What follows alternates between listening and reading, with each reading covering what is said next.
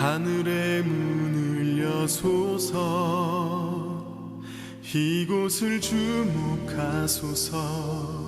주를 향한 노래가 꺼지지 않으니 하늘을 열고 보소서. 먼저는 지난 시간에 시몬 베드로의 집에 들어가서 말씀을 증거하시고 또 시몬의 영접을 받아서 함께 식사도 하고 그러려고 했지만, 한쪽에 시몬 베드로의 장모가 중한열병을 앓고 있었을 때 예수님께서 가까이 서서 열병을 꾸짖으셨습니다. 사실 시몬 베드로가 예수님을 모시고 영접하고, 그래서 뭐라도 좀 식사 끼니라도 섬기려고 하는 그런 마음에 모시고 왔지만, 한편으로는 시몬의 장모가 중한 열병에 앓고 있다는 사실을 알리려고 하고 싶지는 않았을 것입니다. 오랫동안 중한 열병이 될 수도 있었을 것이고, 그로 인하여 사람들에게까지 이러한 모습을 드러내놓고 싶지는 않을 수도 있었을 것입니다. 그렇지만 예수님께서는 가까이 가셔서 열병을 꾸짖으셨다라고 하는 것입니다. 우리의 모든 문제들을 하나님 앞에, 주 예수 앞에 가지고 나아가는 것이 참 중요합니다. 우리가 주님 앞에 무엇을 올려드릴 것인가, 무엇을 주님 앞에 기도할 것인가, 그러한 우리가 가리고 싶은 것까지도 주 예수님 앞에 나아가야 된다. 그것이 지난 시간에 시몬 베드로의 그 집에 그 깊숙이 가려져 있던 부분까지 예수님께서는 가까이 가셔서 열병을 꾸짖으시고 귀신을 쫓아내시고, 그리고 치료와 또 그 내적으로부터 깊은 데서부터 회복과 수종과 섬김의 시간들이 있었다는 것입니다. 오늘 누가복음 5장에서는 예수님께서 또 말씀을 전하시면서 호숫가에 가셨을 때에 그 시기는 또 배를 다 그물을 던져가지고 간밤에 고기를 잡으려고 했던 어부들이 있는 배가 있는 항구 부둣가에 있었습니다.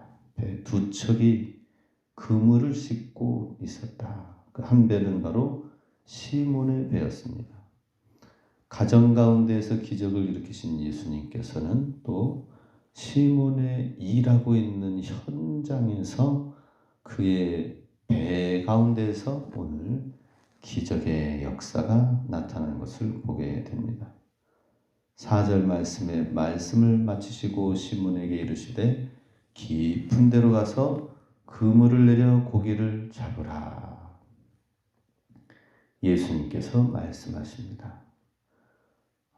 예수님께서는 지금 주변의 많은 무리들에게, 예수님의 말씀을 들으려고 나온 무리들에게 조금이라도 말씀을 잘 듣게 할 수 있도록 하기 위해서 사람들이 막 몰려오죠. 몰려오니까 그 항구 쪽에 사람들이 부둣가 바닷가 쪽에 쫙 둘러서서 보고, 배를 조금 띄워서 예수님이 사방에서 둘러서 볼 수 있도록 하였으니, 참 옛날에는 무슨 확성기가 있습니까? 얼마나 많은 수십 명, 수백 명이 아마 몰렸을 수도 있었을 것입니다. 조금이라도 더 예수님을 볼 수 있도록, 말씀을 들을 수 있도록 배를 띄워서 배 한가운데에서 말씀을 전하시고, 그리고 시몬 베드로에게 명령하신 거죠. 깊은 데로 가서 그물을 내려 고기를 잡으라. 그때 시몬 베드로가 좀 난처했을 것입니다. 아이고 선생님, 이제 5절에 나와 있죠. 아이고 선생님, 우리들이 밤이 새도록 수고하였지만 고기 한 마리도 잡지 못하였습니다. 오늘날 코로나 시기에 이런 이야기들이 많이 뉴스에 나오죠. 장사를 하려고 오픈해서 9시까지 장사하는 문을 열고 닫으면은 도대체 우리 오늘 하루 번 돈이 옛날에는 70만 원이었었는데 하루에, 지금은 하루에 7만 원 벌으니까 지금 이 일꾼들의 싹도 빼기도 힘들고, 또 이거 가지고 모아서 지금 나가는 월세 내기도 힘듭니다. 하소연하는 것처럼 그런 거죠. 간밤에 열심히 배를 저어서 물고기를 잡으려고 그물을 던졌지만 고기 잡은 것이 없었습니다. 예수님. 참 베드로가 난처했을 거예요. 아이고, 내가 나의 실력도 사람들 앞에서 드러내고, 그죠? 여기서 잔뼈가 굵었지만 그물을 열심히 씻고 있는데, 아니 그렇게 잡지도 못하는 그렇게 실력이 없는 어부였나 사람들한테 보여지기도 하고, 또 예수님께서, 아니 예수님이 말씀하시고 병든 자를 고치시는 것까지는 알겠는데 이런 것까지도 해결해 주시나? 아마 이렇게 생각할 수도 있을 거예요. 지금 시몬 베드로가 요청한 게 아니죠. 그냥 그물만 씻고 있었던 것입니다. 지금 상황은 예수님께서 주님께 마음문을 열고 예수님을 영접한 시몬 베드로에게 그 가정 가운데 있는 문제가 무엇인가 보니까 장모가 중환열병에 있는 것을 보시고 가까이 가셔서 치료하신 것을 보게 되고, 또 그물을 씻으면서 호숫가에서 있는 시몬 베드로의 그 배를 띄우라고 하시면서 말씀을 전하시고, 거기서 끝나는 것이 아니라 시몬 베드로의 그 일터와 현장 가운데 있는 실패한 현장의 모습, 빈손으로 있는 모습 가운데에 예수님은 찾아오셨다. 또 명령하시고 배를 띄우라고 말씀하십니다. 우리 삶의 영역을 주 예수님께서는 이 시몬 베드로에게 하셨던 것처럼 깊이 들어오려고 하시죠. 그리고 또 우리가 생각지 않은 영역까지 주님이 말씀하시고 명령하신 것을 보게 됩니다. 그럴 때에 베드로의 이제 반응이 이제 달라지기 시작합니다. 그것은 무엇입니까? 5절 후반절에 수고하여 잡은 것이 없지만은 말씀에 의지하여 내가 그물을 내리리이다. 이게 시몬 베드로의 굉장히 훌륭한 믿음, 제자로서 쫓아가는 믿음의 모습이 보이기 시작했다는 것입니다. 그러니 수많은 사람들이 1절 말씀에 무리가 몰려와서 하나님의 말씀을 들을세라고 하면서 많은 무리가 몰려오고 따라가지만 예수님의 참된 제자가 되는 것은 정말 우리들의 믿음의 반응과 말씀을 어떻게 의지하느냐에 따라서 어떤 제자가 되는가 하는 것은 다른 것입니다. 무리 안에 있는 신앙인가, 예수님과 인격적인 관계 속에서 나오는 주님의 제자인가 하는 것, 이것이 우리 가운데에 달라야 될 부분이죠. 그래서 말씀에 의지하여 내가 그물을 내리겠습니다. 와, 너무 멋있죠, 그죠? 밤이 맞도록 수고하였으되 잡은 것이 없지만은 말씀에 의지하여 내가 그물을 내리겠습니다. 이것이 우리 삶의 믿음의 반응이 되어야 될 것입니다. 우리 살면서 이러한 것들이 그동안에 안 되어져 왔지만, 그러나 주님 말씀하시고 주의 말씀을 깨달았으니까 이제는 말씀에 의지하여 내가 그물을 내려보도록 하겠습니다 하는 것이 우리의 모습이 되어야 할 것입니다. 결과는 6절, 초월적인 예수님의 말씀의 능력이 나타나는 것이죠. 그렇게 하니 고기를 잡은 것이 심히 많아 그물이 찢어지는지라. 주 예수님의 말씀에 의지하니까 그물이 찢어졌대요. 이야, 너무나도 많으니까, 그죠? 7절에 또 어떻습니까? 이에 다른 배에 있는 동무들에게 손짓하여 와서 도와달라 하니 그들이 와서 2배 채움에 잠기게 되었더라.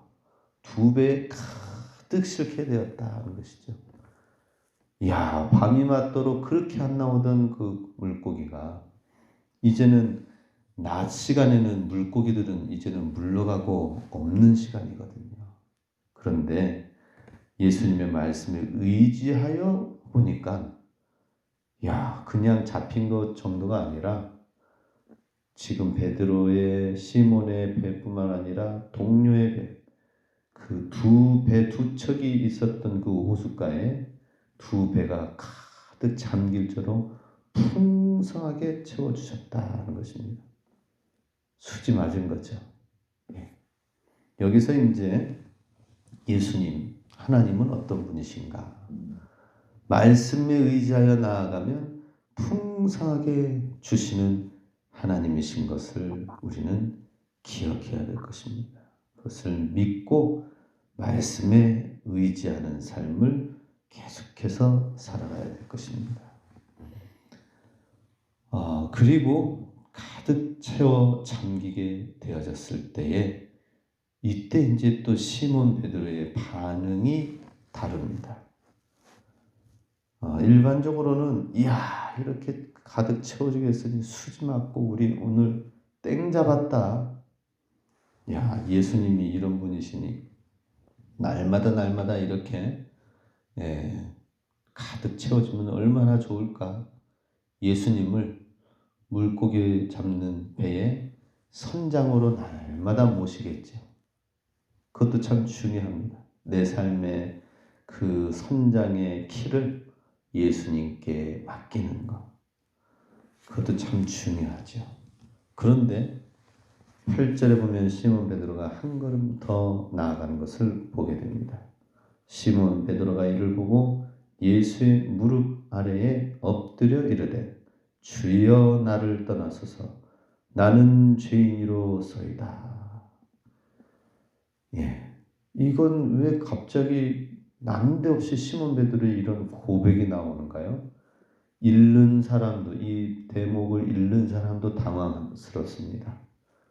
그리고 이 모습을 보고 수지 맞아서 정말 행복해하고 웃는 그 동료들의 기쁜 얼굴도 잠시, 주변에 있는 모든 말씀을 듣고 그 말씀대로 순종하면서 나아가 배가 가득 채워진 모습을 본 무리들도 생각할 때 베드로의 모습은, 시몬 베드로는 좀 너무 이상한 행동을 하는 것처럼 당황스러운 장면이 나옵니다.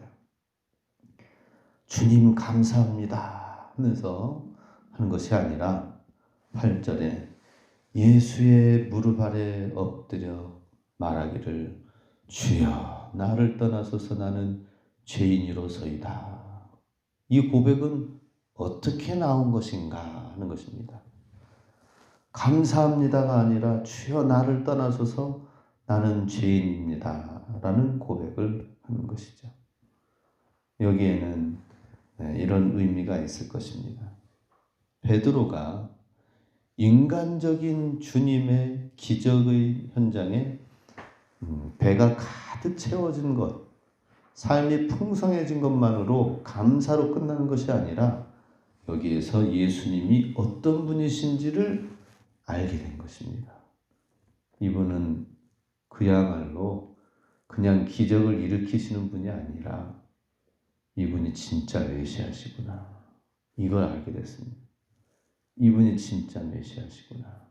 그래서 그 메시아 앞에, 그 하나님 앞에 주여 나를 떠나소서 나는 죄인입니다. 이런 고백이 나온 것을 보게 됩니다. 하나님의 은혜를 경험하고 나서는 자기 자신의 부족함과 자기 자신의 이런 높아졌던 교만했던 모든 것을 주님 앞에 낮추고 엎드리는 것을 보게 됩니다.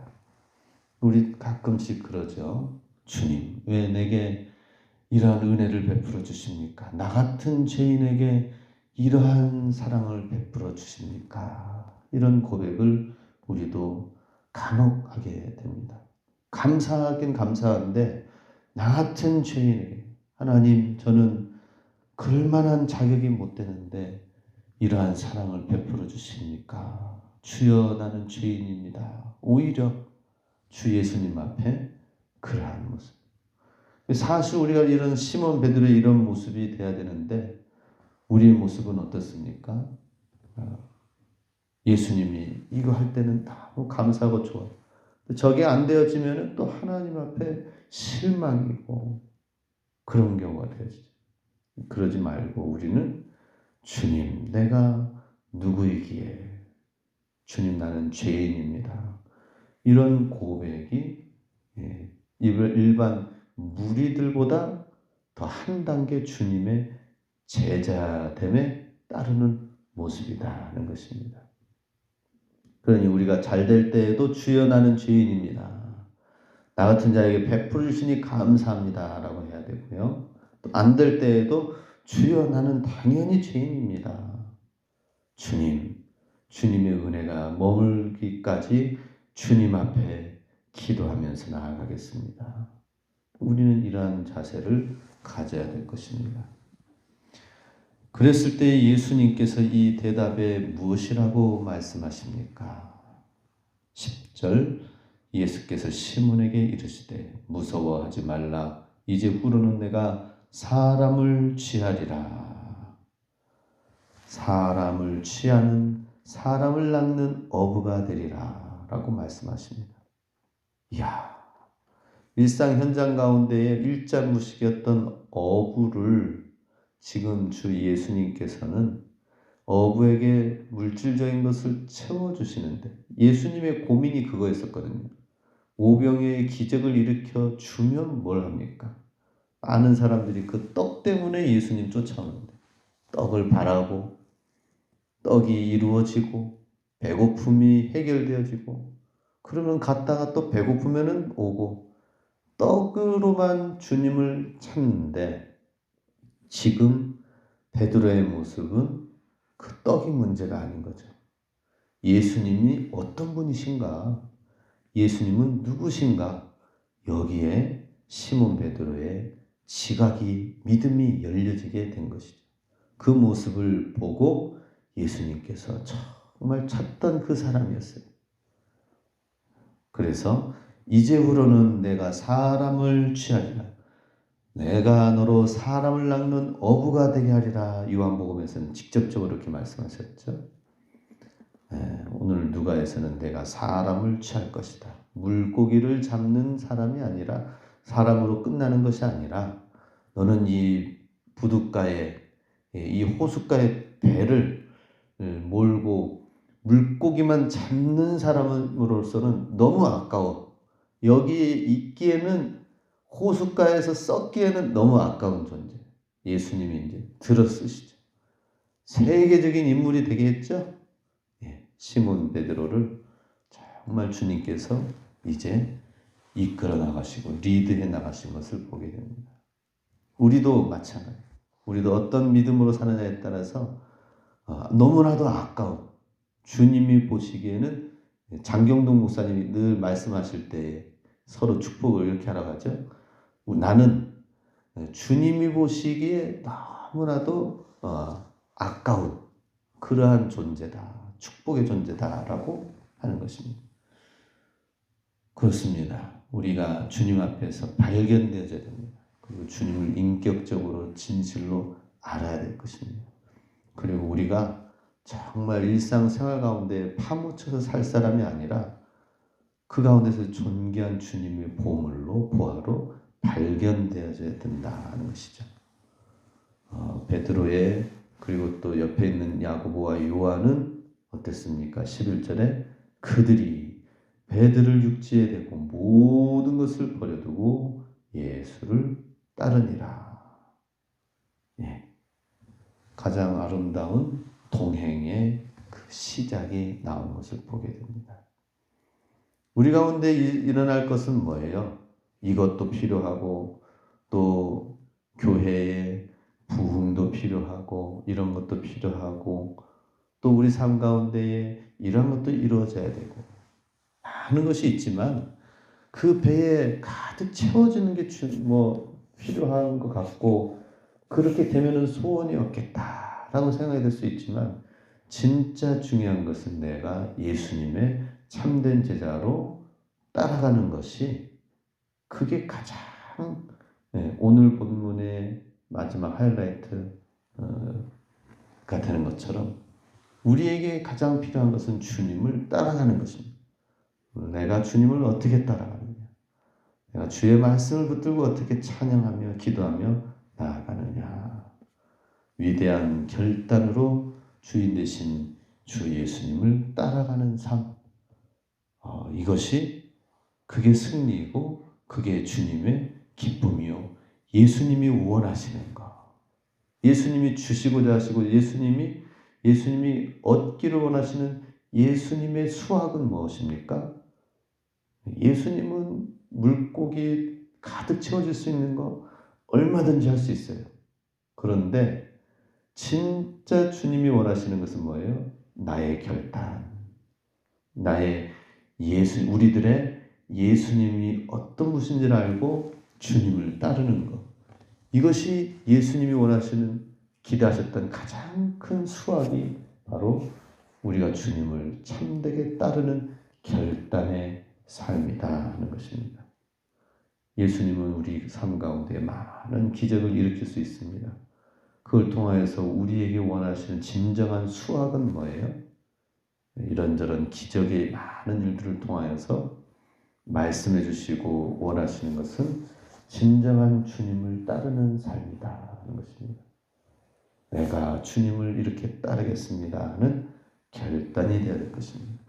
우리 교회 오늘 이 새벽에 주님 앞에 나와 또 말씀을 듣고 하루를 시작하고 기도하는 우리가 주님의 시몬 베드로와 같은 진정한 야고보와 요한 같은 제자로 주님을 따라가고 우리 교회 모든 성도들이 동일하게 주님을 진실하게 알고 믿고 따름으로 인하여서 지금 배가 가득 채워진 것으로 인하여 물고기로 기뻐하는 것이 아니라 배와 그 물을 버려두고 주님을 따르는 게 더 중요한 것을 발견하는 것. 예수님을 따라가고 예수님이 사람을 취하여 주님이 일하시고 주님이 사용하시는 데에 쓰임받도록 되어지는 우리의 삶이 되는 것. 이것이 가장 축복의 모습이다 하는 것입니다. 오늘도 예수님을 진실하게 따르고 주님의 기쁨이 될 수 있길 주의 이름으로 축복합니다. 아멘.